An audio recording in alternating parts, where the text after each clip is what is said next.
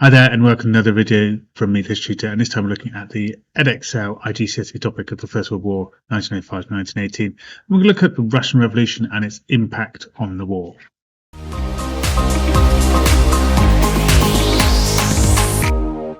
So firstly, in our story of Russia leaving the war, let's think about the problems Russia faced. So from September 1915, after many disasters on the war front, maybe thinking about the Battle of Tannenberg, Battle of Masurian Lakes, Russia's being pushed back and the people are very unhappy. So due to this, the Tsar takes power of the army. He moves towards the front line to take charge. The unpopular Tsarina, who's German essentially, was left in charge at home. People in Russia began to suffer as the railways could not supply the food to the towns and also to the army at the same time. People at home were suffering lack of food and long queues. We also start to get the story of Rasputin, of course, that he is taking over the court and running things with the German Tsarina.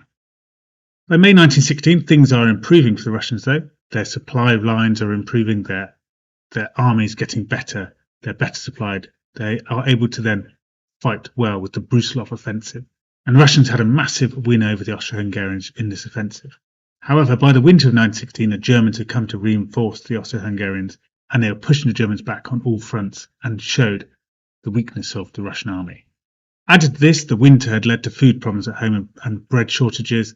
So by February 1917, there were long queues in the Russian capital, Petrograd, of women trying to get food. This leads to the Women's March to the Putilov works, and strikes begin in Petrograd and across the cities of Russia.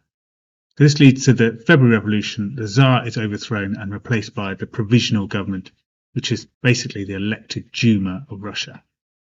By July 1917, the provisional government is under pressure to lead an offensive to support the Allies.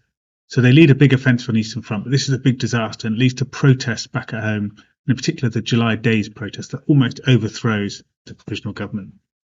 Then in August 1917, the military, concerned by the poor leadership, tried to lead a coup to overthrow the government. General Kornilov leads this coup, and he's stopped though by the Bolsheviks of Lenin, and the Bolsheviks become heroes and popular for stopping this potential revolution and coup of the military. October 1917, using his new popularity, Lenin seizes power with the October Revolution of 1917, and the communists take over power of Russia using the power of the workers' soviets. These are basically workers' councils to try and run towns and cities. From January 1918, the Bolsheviks start to negotiate to leave the war. They don't believe in war. They think it's a war between workers and abuses the workers for the benefit of the rich. By March 1918, they sign a Treaty of Brest-Litovsk. Russia leaves the war. They pay a huge fine to the Germans, and the Germans are able to free Poland and Ukraine, and Russia is severely weakened by the war. So what's the impact of this? So Germany no longer has to fight on two fronts now. They're leaving the Eastern Front, and they can move all their soldiers to the west to try and have a quick victory on the Western Front. In particular, they're concerned by the Americans joining the war, so they want to try and have a quick victory over the French and British on the Western Front. Similarly, Austria-Hungary can now concentrate on just fighting fewer enemies as well. It can concentrate on the front of Italy in the south and the Salonika front as well with the Balkans. So the Central Powers now have more land and resources as well. For example, they can control Ukraine and Poland and get resources from these lands, maybe food in particular for Ukrainians. The Ukraine is known as the breadbasket of Europe, so perhaps more supplies to alleviate the supply issues that Germany's been having.